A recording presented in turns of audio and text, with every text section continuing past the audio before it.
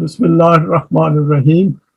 Today's presentation is on Surah Ibraheem, chapter 14, verses 22 to 29. These are the references. I have added one extra reference over here of the human self and Iblees, because there is some details covered in one of the verses about Shaitan and Iblees, and I will briefly comment on that. And this is our context. Recap so far. The Quran helps those who wish to emerge from the darkness of the human psyche into the light of its guidance. The Quranic guidance provides an additional choice to mankind to opt for a life which is linked to the life of the hereafter. We know that the Quran has talked about and mentioned the darknesses. This is something which we need to keep it in mind all the time, that why do we need guidance? Because sometimes doubts arise, and some quarters say that there is an inbuilt guidance within human beings. And if that is the case, then Quranic guidance becomes null and void. Whereas we, having been on this path, we know that Quran does provide that guidance which is not inbuilt within us. The focus of the Quran initially is on the individual, and then it invites them to form a Jamaat of Mu'mineen, to make efforts to bring change within the human world so that mankind can live a life free from fear and grief. Without the guidance of the Quran, this is impossible to achieve. Next point is examples from history are quoted to provide evidence for the functioning of the law of requital, which holds every human deed accountable. Nothing in the universe goes unaccounted for, and everything follows the laws of Allah. And if we remember at the beginning of this chapter, there were example quoted from Pharaoh and Moses. And the idea is that to strengthen our resolve that what happened in the past is a model for us, that if the system of Deen could be established then, it could be established again. The guidance of the Quran can be understood by using intellect and reasoning and can be followed by every human being. The prerequisite is that we need to be seeking its guidance. Next point was, many of those in positions of power reject the Quranic guidance as it goes against their desires, and they threaten to punish those who strive for Deen. One of the threats is stoning to death, and this punishment is favored by the kuffar according to the Quran. This is an important point because these things come up on the stage of sectarian religions. And we should keep it in mind that this is the punishment which is put forward by kuffar as noted in the Quran. Those who follow the Quran are given assurance of success in the establishment of the system of Deen if they remain firmly on the path designated by Allah. And the last point, there is a continuous tussle between Al-Haq and Batil. And since the Quran is Al-Haq, hence its path leads to constructive results. The criteria for this is clearly defined in the Quran for our guidance. Now let us look at the first verse for today's presentation, 14:22. Human unbridled desires misguide man to eternal loss. All efforts of this life as a result go wasted.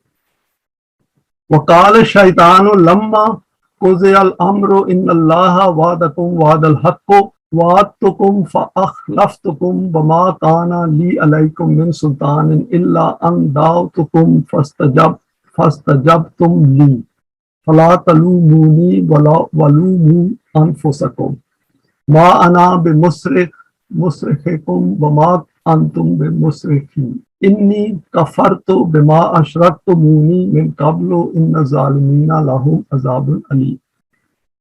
And when the final outcome of this confrontation will have taken place, then Shaitan, i.e. the Batil system of individual vested interests according to which these people were living, will say that there was one thing which the system of Allah had informed you of, so that matter having become a reality has now appeared before you.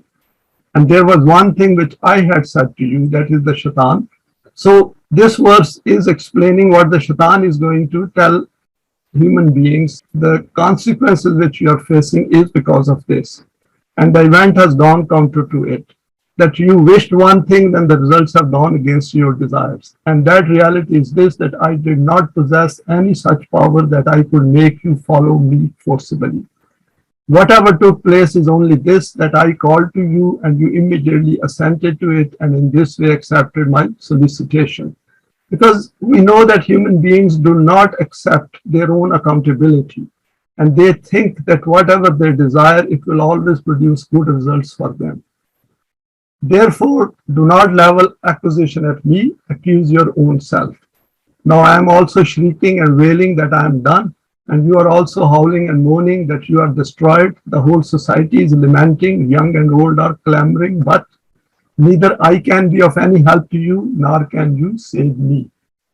That path which you had adopted prior to this, in which you used to follow my laws and commands as if they were the laws of Allah. I am free from any responsibility for that conduct of yours. You had adopted this of your own accord. The truth is that whichever people rebel against the laws of Allah, for them is a severe reckoning and destruction. There is a lot in this verse which need to be comprehended and picked up by us. So probably we'll be looking at it as we go through the Quran again and again. We know that Shaitan represents our own desires, our own emotions, our own intellect's manifestations. And there is more to it which we will look at now. Few verses just to put things in true perspective. There's another verse, وَاسْتَفْزِزْ مِنْ اسْتَطَعْتَ مِنْهُمْ بِصَوْتِكَ وَأَجْلِبْ عَلَيْهِمْ بِخَيْلِكَ وَرَجَلِكَ وَشَارِكْهُمْ فِي الْأَمْوَالِ وَالْأَوْلَادِ وَعِدْهُمْ وَمَا يَعِدُهُمُ الشَّيْطَانُ إِلَّا غُرُورًا. We know what tactics you, i.e. Iblees, will use to misguide them from the right path. So this is something which Quran has quoted from the side of Iblees. Some of them you will deceive from the path through the force of propaganda. Those who will not be influenced like this, you will assault them with big militias of yours, which will include soldiers and knights. And we can see the manifestation of this all around us. At places, you will hand over monetary benefits and will include them in your commerce, and in this way, through economic oppression, align them in tune with yourself. So this is what Iblees is supposed to do, and we can see this being manifested all around us. In some cases, you will open such educational places through which future generations will become colored automatically. Very important that as mankind spends its time and moves from one era to another era, if the values are weak, then future generations also suffer. You will make big promises to them, despite the fact that these will be based on self-deception and they will be deceived by you. The next verse is, which is now more direct. Previous one was the statement or the declaration from the side of Iblees, and the second one is direct. Elamu annama annamal hayatu dunya laibun wa lahbun wa zinatun wa tafakhurun bainakum wa takasurun fil amwali wal awladi. Their sights are only on the immediate physical benefits of life, despite the fact that compared to the elevated concept given by the Quran, the status of the physical benefits is merely like that of play and amusement. Quran has mentioned this fact in a number of other verses as well, that don't think that the life is laibun wa lahbun, which is that it is just as a play, just for entertainment, and there is no higher purpose to life. And we should keep that in mind, that our efforts in this life should produce positive results, which can only be a temporary pastime, or indulge in meaningless festivities, or have pride in the fact that I have far more possessions than others, or compete in the race to acquire wealth and progeny.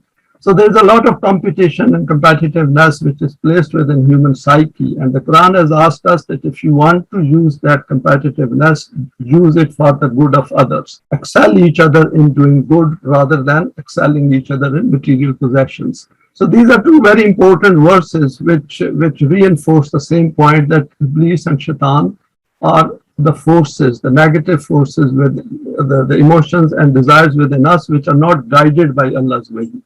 And when these are unguided, so they think that the life will end with death. 1422, without bringing self-development into our focus, we remain concentrated on the physical side of our life. And we can observe it. This is evidence-based fact. First is, since our self acts through our physical body, the needs of our body become the focus of our attention during our life, which is fine, which is acceptable, if those are within the permanent values. And despite having the trait of metacognition, which is thinking about thinking, most do not think outside of the domain of physical needs or neglect the self's development completely. Verse 1422 is a description of the internal dialogue which we will have when we do not follow the path of Allah. So this is the conflict, this is the contradictions or opposing views which go on within our intellect.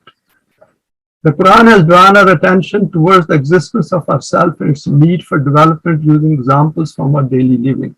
Iblees and Shaitan are presented as two important facets of our cognitive makeup at a fundamental level. This is important to understand for us. Iblees represents human proclivity for despair and hopelessness at two levels. Firstly, living life as if there is no hereafter. That is becoming hopeless about the existence of the hereafter, whereas hereafter exists. But Iblees says there is no hereafter, or I don't want hereafter. Becoming hopeless about the continuity of life beyond death, and thus never being able to draw out that side of the latent abilities which can only emerge through recognition of this fact. And second point is remaining in a state of desperation throughout life by pursuing immediate benefits and interests of the physical life. Next is Shaitan is related to unbridled human emotions and desires, which our unguided intellect aids in pursuing, and ultimately man realizes at some point in time during his lifetime that he has wasted his efforts on those things which have no value to his self. An undeveloped self is a wasted effort on a path which is one way. Now, continuing on this, there are some further reflections. The conduct of Iblees and Shaitan is glaringly visible around us in today's man-devised world. Media is operating 24/7, trying to manufacture content which they concoct deliberately in order to achieve their intended ends. One can say their satanic desires. Funded by the capitalist system, Pharaoh, Haman, and Qarun at the top of the world are apparently in full control. The Quran, by pointing to this state of affairs, invites us to not be overwhelmed by such a system and draw their attention to the fact that an alternative is available as a choice. Make the choice and then see how things start to fall in place for the better. So as part of this understanding, the first stage is to understand this system. That is, first understand our own psyche, what is going on within our own minds, removing that dissonance, and then understanding the way world is, and then coming together as a need. So these are the things which indicate that one is on the right path, the path defined by the Quran. For this, the Quran has invited our attention to this fact that the key to our understanding lies in acknowledging the status of the Quran as a book for the human self and about the influences to which the human self is subjected to both internally and externally. Knowledge about this will help us to become muttaqi. Being aware of Iblees and Shaitan helps us to stand up to these forces fairly and to confront these when the need arises. So knowing the opposing forces or the contradictions which are built within us at a default level is important, because these things, these ideas keep arising and we have to counter them. And Quran has pointed to this fact at numerous places. If we do not recognize the existence of ourself, then essentially we will not bring into our attention its needs. So if we do not know there is a self within us, then how are we going to address its needs? How can life then be perceived at a higher level than our physical existence? The Quran draws our attention to this life when it invites us to think hard by stating, this is the part of the verse which I have quoted over here. Ya ayyuhalladhina amanu istajibu lillahi wa lirrasool idha da'akum lima yuhyikum. I.e., O mu'mineen, respond to the call of Allah and Rasool, which is the Quran, when He calls you to that which will give you life. And all these mu'mineen were already alive. So the Quran is inviting them to a life. Which life? A new life, which they could only get through the message of the Quran, through the guidance of the Quran. Then the Quran explains to mu'mineen what life means, i.e., growing out of the animalistic existence and becoming that self which the Quran wants us to become, acquiring that self which carries out responsibilities under Deen. I know we have gone over these points a number of times before as well, but since these verses appear, we have to reiterate it for the benefit of those who might just be later on watching this presentation. Verse 1423, Iman and Saleh deeds help acquire higher self, enabling it to qualify for a life of Jannat. وَأُدْخِلَ الَّذِينَ آمَنُوا وَعَمِلُوا الصَّالِحَاتِ جَنَّةٍ تَجْرِي مِنْ تَحْتِهَا الْأَنْهَارُ خَالِدِينَ فِيهَا بِإِذْنِ رَبِّهِمْ تَحِيَّتُهُمْ فِيهَا سَلَامٌ. Contrary to this, those people who, by having Iman in the truth of the divine laws, act practically on his formulated program for the realization of potentials, they will be admitted into the Jannat of successes and prosperities, the springs of which will never experience autumn. So, Amanu wa amilu salihate, we have gone through this recipe. This is the formula of the Quran put forward in very simple words. And we have gone through what is Iman and what are the Saleh deeds which help to grow that Iman. And there is more to it later on. And this will happen according to Allah's law of Rububiyyat. In this society of Jannah, the desire and endeavor of everyone will be that he should provide the maximum for the life and security of others.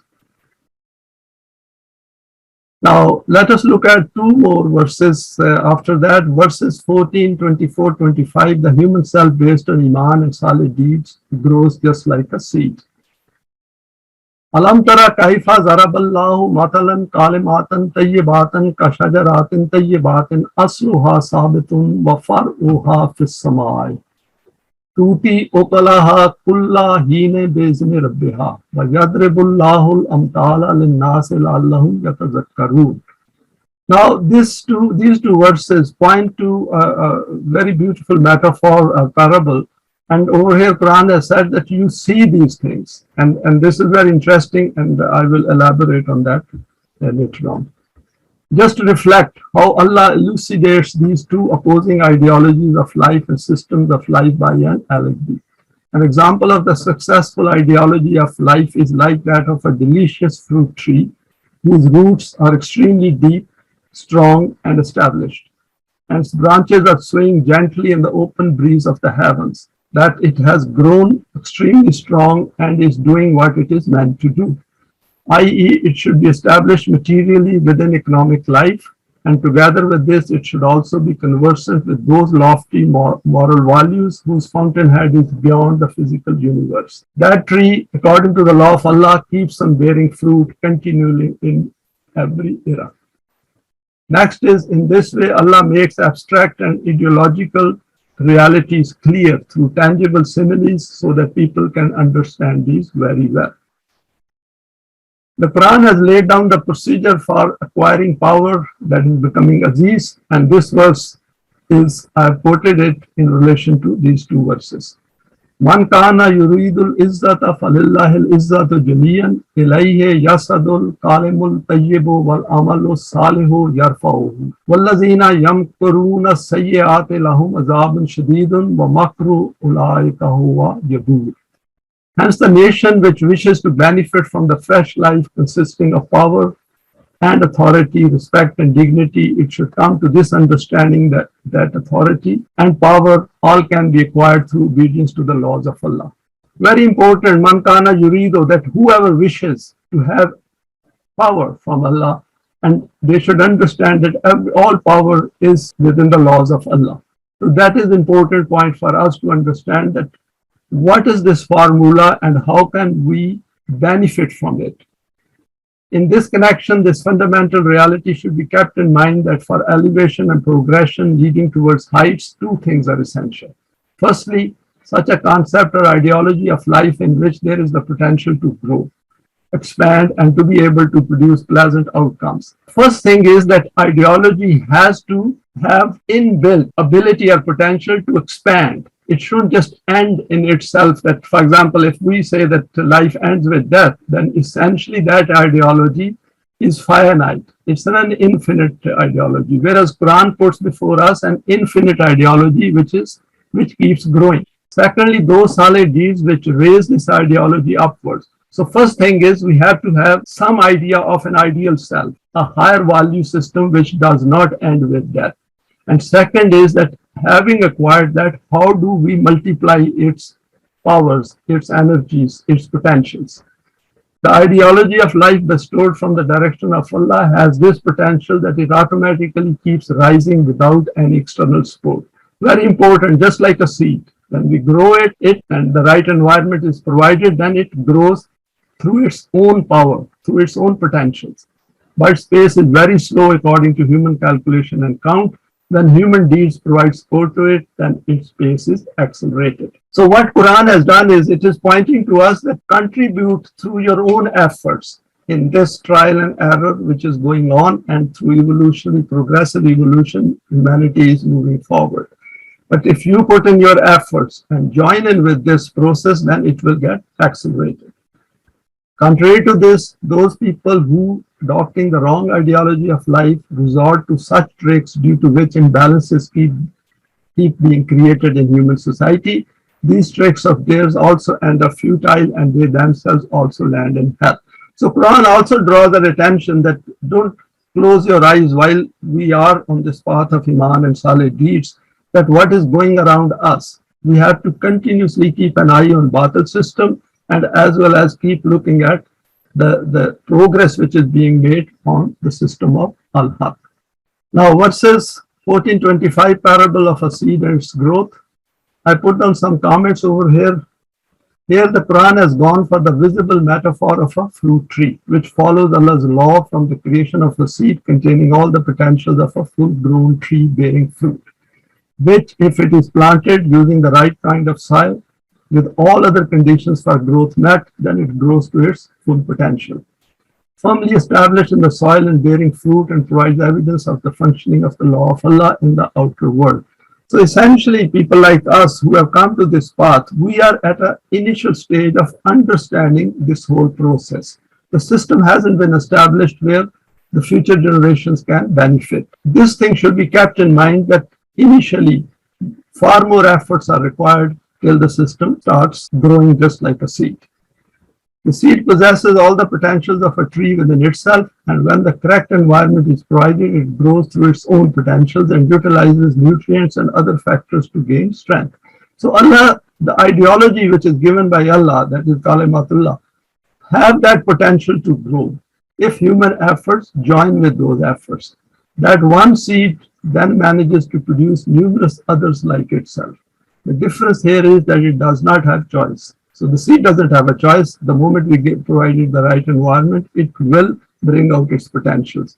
Whereas we have choice that what kind of potentials we want to bring out of our own self. Provide the correct environment and it will follow the law of Allah. Contrary to this, man has the choice to help develop his own potentials, both known and unknown.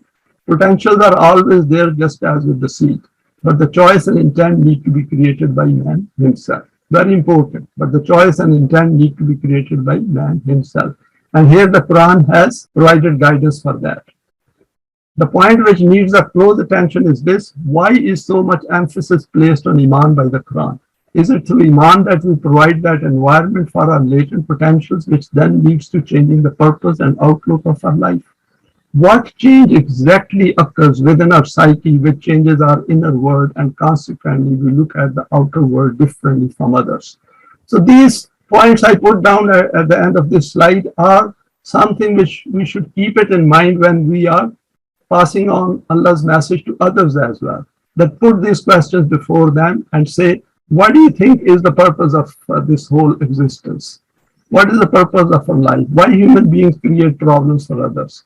So these are the kind of questions which should arise in our mind, and then we say why Quran has put so much emphasis on Iman.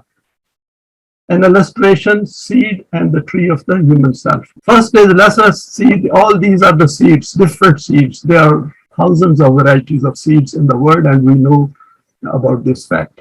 All seeds have the potential to grow. Earth provides the environment. Their life cycle begins here in the earth and ends here. So that is the point we should keep it in mind, that in the physical world, what is meant for the physical world, it begins here and then ends here. And that is the point we should keep it in mind as we progress through this slide. Second is, when right environment is provided, every seed can bring out its hidden potentials and bear fruits which it is destined to bear. These fruits are for mankind, none is marked for any one human being. If we look at the Quranic verses, again and again says, Kum, you, that is the whole of mankind. And this is something which we should keep back of our mind all the time. Now, this is the human one. If we see the seeds here, these have grown, and now every child arrives in the world through a biological process. If we look at the birth of human child, it is exactly like other animals. A sheep, cow, goat, they all have the same biological process through which they give birth to their progeny. The attributes of physical self are within the initial fertilized egg. And the potentials and all what is going to be formed, eyes, ears, brain, legs, heart, everything is within those initial fertilized egg. Nobody has given it to it. These are inbuilt in that. Physical death is part of this makeup. And when that fertilized egg comes out as a child, the death is inbuilt in that. The earth provides the physical environment for its life cycle. It begins here and ends here. So if we are concentrating on the physical side of our life, all our life, then essentially we are becoming finite and our life will end, whatever we call it, life that ends with death. And Allah is pointing our direction to a different life. And the next part of this slide will point to that. It begins here and ends here. Every child is equal as a human being at birth. Subsequent divisions are man-created. Now, this is something we should keep it in mind all the time, that all divisions which we see in the world are man-made. These are not created by Allah. These are created by human beings because of the dissonance which is within their own mind, which is meant to be removed.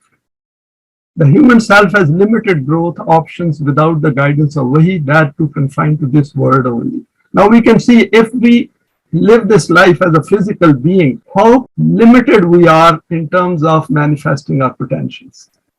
It remains focused on physical needs, the acquisition of which it calls successful life. So what is the successful life of a physical being? Just to meet the needs of the body in this life. And that is why we will hear this phrase from many people, oh, this is one life. This is the only life I have. And his life was saved. These kind of terms indicate the state of thinking of these human beings. And Quran is actually moving us away from that to that new life with which that verse is pointing out, to which that verse is pointing our attention. Its new life enters into the arena of eternity through acceptance of Iman. So this is where Iman is important. That the Iman which we acquire through the Quran should give us the assurance of the hereafter. And it is based on choice. It doesn't come by birth. And then develops through salih deeds. This growth multiplies when it is in the company of mu'mineen.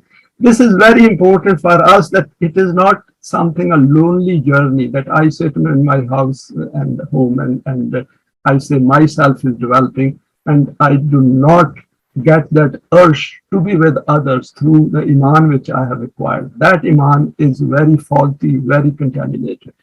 Deen becomes its destination in this world. And then that should become its destination when we come to this. So we have seen that we are at a very initial stages of comprehending these facts. And as we will develop through this, we will see that the world will change within us. And of course, the world around us will also start to transform. The latent potentials for the human self come with the physical self as part of choice and intent through I. It is not governed by physical laws, hence no death. So at a level of I, there is no death. It just tastes death of the physical self. The Quran provides details of the formula for its development. So we need to develop this potential to look at the self and its life differently from the physical self. While we are making effort and striving, physical conveniences of life are important, and this will be part of the system of Deen. Human life is far more than the physical life. Now let us move to the next verse, 1426. Any structure raised on weak foundations cannot last very long. And it's interesting, the next parable which Quran has used is of kalimatin khabisatin. وَمَثَلُ كَلِمَاتٍ خَبِيثَةٍ كَشَجَرَةٍ خَبِيثَةٍ اجْتُثَّتْ مِنْ فَوْقِ الْأَرْضِ مَا لَهَا مِنْ قَرَارٍ. In opposition to the above simile, the wrong ideology and system of life is like a worthless tree. We have seen that if ideology which human beings are following is finite, then it doesn't matter how much they define success, inverted commas, in this life, that is worthless, because it has no end, it has no success, it has no prosperities attached to it. It ends with death, whose roots are rotten just at the surface of the ground, so that whoever wishes can uproot it. The system which is not compatible with the ethical divine values can never have strength and stability. This is because if a nest is made on a fragile branch, it will be weak and will not last very long. Two verses relating to human psyche and its domain of understanding. I've quoted these two verses from Surah Kaf. I thought they are great to understand a few points which are mentioned in these verses. فَلَعَلَّكَ بَاخِعٌ نَفْسَكَ عَلَىٰ أَثَارِهِمْ إِن لَّمْ يُؤْمِنُوا بِهَٰذَا الْحَدِيثِ أَسَفًا إِنَّا جَعَلْنَا مَا عَلَى الْأَرْضِ زِينَةً لَهَا لِنَبْلُوَهُمْ أَيُّهُمْ أَحْسَنُ عَمَلًا. And I have highlighted this part, which I would like to emphasize a bit more later on. O Rasool, we know that you have a heart full of compassion within you, but if these people do not accept Iman on such evident reality, then would you fret yourself to death? So this is for us not to get worried about it. We should understand at a very fundamental level that the only self about which we are responsible, the self which we want, the self is our own, which should acquire Iman. Other selves to whom we pass on the message, it is not within our responsibility or remit to force them to have Iman. A forced Iman in any case has zero value in the book of Allah, because it does not bring that change within them. Whatever is on the face of planet Earth, we have made it glittering and a reason for attraction. Allah has created this attraction for ourselves to understand it and then counter it by developing own self. So these are not created just to be pursued all the time. These are to be utilized within the permanent values of the Quran. We have made it glittering and a reason for attraction so that it becomes evident in its use and application who it is that adopts the path of balance and justice, which is indeed the path leading to a harmonious life. Quran has over here used this term لَنَبْلُوَهُمْ, which means the word is created in a way so that we cannot avoid its challenges. This is part of our self-development or growth process. If we are not being faced with challenges or we do not create enough for us, that means our self will go stagnant right in this life. So this is something which should keep it in mind, that what is happening in the world in the absence of al-haq, and though it is batil, but still we have to strive and understand it and then pass on the message of Allah so that haq can emerge out of this batil. And over here, Quran has mentioned asanu amala, that is the balanced deeds, the harmonious deeds, which the conduct which through our own self's conduct we promote in the world wherever we are. Verse 1426, the tree which fails to establish itself withers away quickly. The term khabisatin means disgusting, dislike, contamination, rotten, deceit, barren land, batil, etc. If you remember the previous verses where it was said that kalimatun tayyibatun, and tayyib is the one which grows within the permanent values, which manifests divine attributes. Here it means that ideology of life which looks like that tree whose fruit is not flourishing and does not lead to any nutritional benefits. And we can relate to the trees around us, and we can see that what is going on in the world. There are literally people who are on the wrong path. Hence, planting and growing such a tree wastes human efforts. And it's a terribly sad state of affairs that human beings suffer so much. And particularly those human beings to whom the message of the Quran is presented, or who have Qurans in their own homes, and they do not make use of it. And as a result, not only they suffer themselves, they are making the humanity suffer as well. Even a tree which grows but does not bear intended fruit, all efforts have gone to waste in planting it and helping it to grow. An important reality to which the Quran has drawn our attention here is that human life flows in one direction, and each one of us should aim at deriving the best from this life as well as from that life which is awaiting us in its continuity beyond our physical death. The seed for the hereafter is created here, planted here, nourished and brought to fruition in this life before this tree of our solid life is taken to the hereafter after our physical death. Our efforts in this life of ours must not go wasted. So that is the bottom line which we need to keep in mind all the time, that since we have come to the Quran now, let us get the best out of it. Being conscious of this fact provides us with the motivation and incentive to remain on the path of Allah. To check the growth and blossoming of this tree, we need to be using the Quran as a criterion all the time. So we should develop those potentials. I know we have, but this is really a presentation for the wider public. We should bring out the best within us. This will provide us with evidence when we see others around us. We do not take these facts and values into account in their life. Explaining these issues to them is an important part of the growth process of ourselves. So once we understand these things, and I'm sure we have, then we can pass it on to others. We can share to them and tell them that there is far more to life than merely pursuing the physical conveniences of this life. Not to be attracted or distracted by the glamour and what glittering which is going on around us. We should be able to look through the reality. 1427, Jamaat-e-Momineen are reassured here. يُثَبِّتُ اللَّهُ الَّذِينَ آمَنُوا بِالْقَوْلِ الثَّابِتِ فِي الْحَيَاةِ الدُّنْيَا وَفِي الْآخِرَةِ يُضِلُّ اللَّهُ الظَّالِمِينَ وَيَفْعَلُ اللَّهُ مَا يَشَاءُ. In this way, according to this robust ideology of life, Allah bestows strength and establishes the Jamaat-e-Momineen, just like that tree, in both their worldly life and the life of the hereafter. And then it says, and those people who rebel against this system, their efforts go to waste. All this takes place according to the law of Mashiach of Allah. 1427, the results of the law of Mashiach of Allah materialize in this life as well as in the hereafter.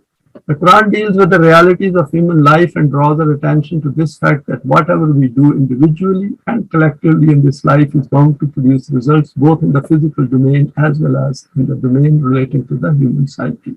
Important point over here for us is that we should be able to understand these effects which are taking place within our psyche. That how much dissonance we had when we came to the Quran and how much of it has already been removed and what potentials now we are manifesting in our individual and collective life. And this is an important point, because if we do not concentrate on this and not try to understand this, then we will become frustrated, because lack of change within our psyche indicates that we haven't grasped the effect of Iman on us, the effect of solid deeds on the growth of this Iman. That means the new life which we have created within us, we haven't started to benefit from it. While it is straightforward to see results in the physical domain, the effects on our psyche are not clearly visible, especially if we are not aware of this process or wish to deliberately ignore these. So that is why sometimes we hear this kind of sound bites that, oh, we are doing nothing and we are not making any progress, we should be doing something practical, and these kind of things arise because we haven't understood the effect on our Iman and through the solid deeds which we are doing to strengthen it. That in a system of Deen, we cannot create a small kind of a project here or there in the land of Shaitan and Iblees. We have to first strengthen our potentials, bring out those best within us, so that we understand the truth, the reality of human existence around us, the reality of the system of Pharaoh, Haman, and Qarun around us. So these are the things which we need to understand fully before we take the next step. Okay? The Quran has reminded us to acquire and develop the power to discern the potentials within ourselves which appear in the shape of strengthening our character.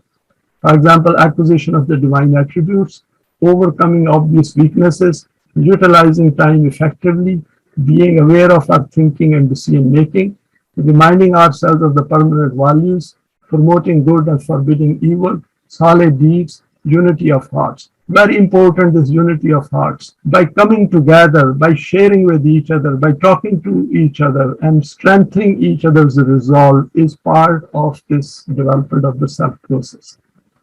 As we know, the Quran has asked us to enhance our inner consciousness to a very elevated level so that our outer world starts to change around us.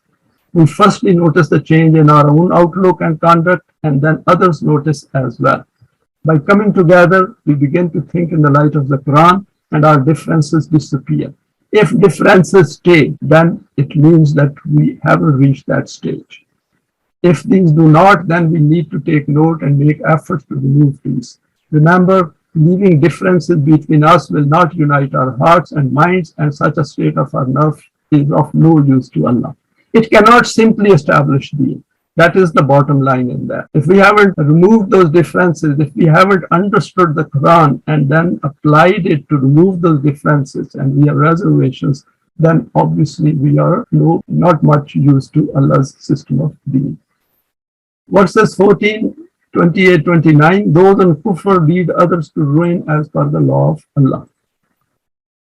Alam tara alladhina baddalu ni'matallahi kufran wa ahallu qawmahum darul bawar jahannama yaslawnaha wa bi'sal qarar. I've highlighted some of these. I thought need a bit of more focus from our side. Ni'matallah, that what are the name of Allah, and then darul bawar, that what is that place, that situation, that state in the world which the nation suffer. Keeping this law of Mashiach before you, cast an eye now on the history of worldly nations. Just look at the state of these leaders of nations who were provided with the conveniences and abundances of life, but they did not value these. They employed these unjustly, and bringing the caravan of their people to such a market in which there was an environment of slump everywhere. They deposited them there where there was none to buy their saleable products, i.e. plunged them into a hell of devastation and ruin. And what an evil place this was in which they deposited their caravan. Now, in relation with this, I have quoted a few more verses just to illustrate this and also point to the state of the world around us. Few verses on the state of affairs around us. وَكَمْ قَسَمْنَا مِنْ قَرْيَةٍ كَانَتْ ظَالِمَةً وَأَنشَأْنَا بَعْدَهَا قَوْمًا آخَرِينَ فَلَمَّا أَحَسُّوا بَأْسَنَا إِذَا هُمْ مِنْهَا يَرْكُضُونَ لَا تَرْكُضُوا وَارْجِعُوا إِلَى مَا أُتْرِفْتُمْ فِيهِ مَسَاكِنِكُمْ لَعَلَّكُمْ تُسْأَلُونَ قَالُوا يَا وَيْلَنَا إِنَّا كُنَّا ظَالِمِينَ. We destroyed many such nations who were bent upon doing injustices, and then in their place new nations are made to rise.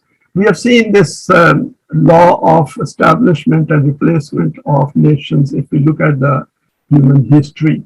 And when Quran says we destroyed, of course, these nations and their leaders destroyed themselves. And we are seeing that process taking place right in front of us in different nations and as a world, as a whole as well. That it is declining, and human beings are doing to themselves.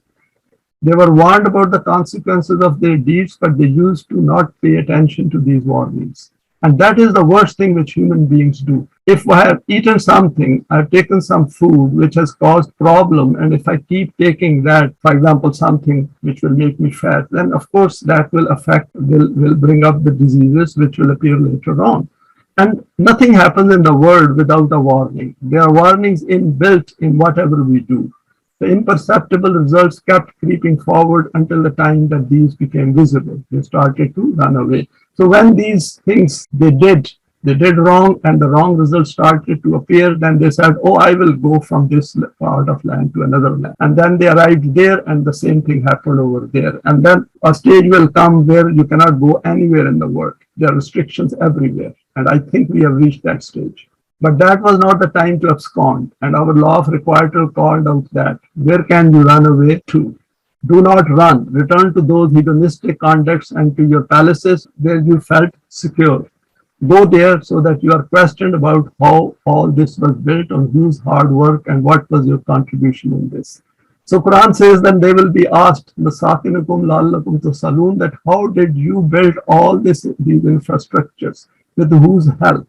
Who were the poor whose efforts were utilized here and they were not paid adequately? So these are the things which Quran points our attention to, so that we learn a lesson. But then, of course, if we cross a certain limits, which Quran has very well defined over here, some limits are defined over here in this, قَالُوا يَا وَيْلَنَا إِنَّا كُنَّا ظَالِمِينَ, that a stage come where they themselves then admit that we did wrong. And we can see through the social media how much of the worst of the past is coming before our eyes. At that time, they had to acknowledge this fact that they truly were unjust and were regretful on their conduct. And if we see the subsequent verses, it will tell us that what happened to those nations. Verses 14, 28 to 29, decline of nations is inbuilt within their own evil conduct. These verses hold great significance in understanding the state of the world in 2022. I just put down this here so that subsequently, hopefully, these presentations will stay on YouTube, and maybe in 50 years' time, somebody is reading it, and hopefully by then, if the system is better, they can understand that what happened to these nations in 2022. When we come to the Quran and see the state of the world created by the human intellect, we feel overwhelmed and think, how is this system going to be replaced? It appears to be an impossible task. Here the Quran noted that those who follow the paths created by their unbridled intellect and desires are bound to reach a stage when their decline will commence through their own hands. Their power over their own affairs will start to diminish, and this decline will be based on evidence. They will, however, think that it is all temporary. And this is something which comes to my mind as well when I go through the Quran and analyze these verses, that what is happening even today is that through their own hands, in a system in which the seeds of self-destruction are already inbuilt, and through quantitative easing and through the control of monetary system, they are trying to put new life into it. They think they will get away with it, whereas whatever human beings are doing, particularly at the top, that is contributing to this self-destruction. Here the Quran guides us to keep persevering on our path of al-haq and to never be fearful or feel vulnerable, as this will affect our psyche. If we give up or we become disheartened or we are going to despair and say, these meetings, these lectures, going through these verses makes no difference, the world remains the same, then we should look at these verses on a longer time scale. And secondly, what about our own end in this life? I'm not going to be in this world forever. If I'm going to die, and the day I die, then that is the end of my connection with this life. So we have made so much effort. It is better to stick to this path in the interest of our own self-development and the fact that the life of the hereafter exists. If we say that life of the hereafter does not exist, then of course this path is not for us. We should just leave it and go somewhere else where we can meet our desires and we can get the best from this declining world. In fact, this should strengthen our iman, as this provides evidence of the functioning of the law of requital. In verse 21:14, another important sign is noted that before entering the final stage of removal, these nations will reach a stage where their hidden crimes will start to emerge in the open. This is something which we are witnessing via global social media. The interesting part is that this media created by Iblees is exposing Iblees itself. I will just repeat it. The interesting part is that this media created by Iblees, if you remember the verses on Iblees, that I will misguide them using every method and technique to misguide them, and is exposing Iblees itself. However, as world events depend upon human choices and decision making, hence forecasting the future trend is quite difficult. We do not know how long this decline will take place. And this decline, if that can be reversed as well, for example, if the system of Deen emerges somewhere as a model, then of course it can be reversed. The only prediction that can be made is that nations go down by their own deeds. During this process, we keep in mind the consequences of not following this path of Allah by witnessing the decline of those forces which oppose the rububiyyat of Allah. Recognizing this aspect is part of the self-development process, and this adds strength to our character, which is so essential for the system of Deen. We need to acquire the conviction that Allah's responsibilities in the human world are carried out via the hands of Mu'mineen, and that we are those who will do this. And with that, we come to the end of this presentation. And thanks for your time and for sharing.